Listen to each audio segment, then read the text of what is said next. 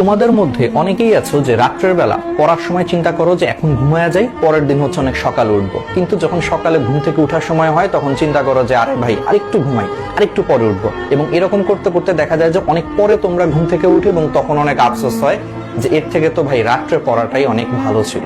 স্বপ্নটাকে হচ্ছে বড় করে দেখো, তোমার মধ্যে যে স্বপ্নটা আছে সেই স্বপ্ন জিনিসটাকে অনেক বড় করে দেখতে শিখো। আমি একটা এক্সাম্পল দিই, ধরো তুমি আজকে ঘুমাইছো, পরের দিন মনে করো অনেক ভোরে উঠতে হবে, তোমাকে কোনো কারণে বলা হইলো যে পরের দিন ভোরে উঠে তোমার কোন একটা বন্ধু ফোন দিল যে দোস্ত চল একটা ম্যাচ আছে, শুক্রবারের দিন বন্ধের দিন তোমাকে একটা বন্ধু ফোন দিল যে দোস্ত আজকে একটা ফুটবল ম্যাচ আছে, আজকে একটা ক্রিকেট ম্যাচ আছে সকালে অমুক মাঠে, উঠিস কিন্তু ভোরবেলা উঠিস, একবারে সকাল সকাল কিন্তু বেরোবো। তখন দেখা যাবে কি যে তোমার কিসের ঘুম কিসের কি, তোমার মধ্যে অটোমেটিক একটা এনার্জি চলে আসছে যে আরে ধুর ঘুম তো পরে, ঘুম তো আরো অনেক ঘুমানো যাবে, কিন্তু এই খেলাধুলার সুযোগটা কি জীবনে আসবে? তাহলে তুমি চিন্তা করো তখন তোমার ঘুম ধরে না, কেন ধরে না? এটাকেই তোমার বলা হয় ম্যাটার অফ ইন্টারেস্ট।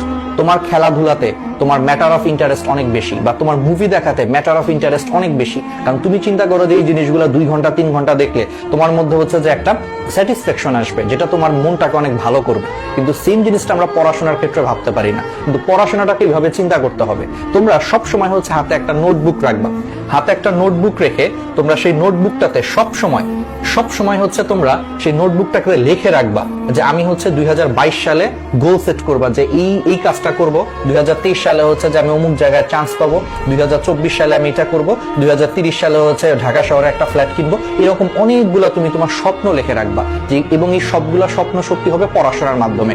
তখন দেখবা তুমি পড়াশোনার মানে খুঁজে পাবা, তোমার কাছে স্বপ্নটা হচ্ছে অনেক বড় মনে হবে। তখন তোমার সকালবেলা যখন ঘুম ভাঙবে না, বা রাত্রেবেলা যখন অল্প পরেই ঘুম ধরতেছে, তখন নিজের ভিতর থেকে বলে উঠবে আরে ভাই তুই কি করতেছিস, তোর না 2023 সালের মধ্যে এটা করার কথা, তোর না 2030 সালের মধ্যে এটা করার কথা, এটা করতে গেলে তুই ভাই এখন জাগ, এখন পর, দেখবো অটোমেটিক নিজের ভিতরে হচ্ছে এটা আগুন জ্বলে উঠতেছে এবং তোমার ঘুম কিন্তু চলে গেছে। তোমার হাতে 5 সেকেন্ড সময় আছে। ধরো তুমি আজকে অ্যালার্ম দিছো যে তুমি ঠিক ভোর 6টায় উঠবা, ভোর 5টায় উঠবা। হয় কি যে অ্যালার্মে হচ্ছে আমাদের ঘুম ভাঙে, কিন্তু ঘুম ভাঙার পর মনে হয় যে ভাই আজকে আর পারবো না, থাক আরেকটু ঘুমাই, এটা মনে করে 5 সেকেন্ডের মধ্যে হচ্ছে আমরা অ্যালার্মটাকে অফ করে দেই। আর সেই 5 সেকেন্ডের জায়গায় দেখা যায় যে পরবর্তীতে আমাদের আরো 2 ঘন্টা 3 ঘন্টা ঘুমায় আমরা কিন্তু সেই দেরিতে উঠি। এই জন্য সবসময় মনে রাখবা তোমার হাতে ডিসিশন নেওয়ার জন্য মাত্র 5 সেকেন্ড আছে। যখন তোমার অ্যালার্ম বাজবে, ঘুম ভাঙছে, তুমি যদি 5 সেকেন্ডের মধ্যে নিজেকে বিছানা থেকে তুলতে না পারো, তুমি আসলে এই ঘুম থেকে উঠতে পারবা না। তোমার 5 সেকেন্ড পরেই শয়তান তোমার ভিতরে প্ররোচনা দিবে যে ভাই তুই আরো ঘুমা, আরেকটু ঘুমা, আরেকটু ঘুমা, আর 10 মিনিট ঘুমা, সমস্যা কি 10 মিনিট পরে উঠিস।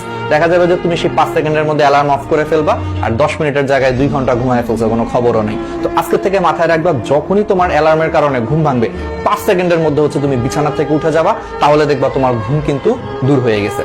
আমাদের মধ্যে অনেকেরই বাজে অভ্যাস আছে, রাত জেগে জেগে হচ্ছে ফেসবুকিং, ইউটিউবিং করি, বা মেসেঞ্জারে হচ্ছে যে চ্যাট করি, হোয়াটসঅ্যাপে চ্যাট করি।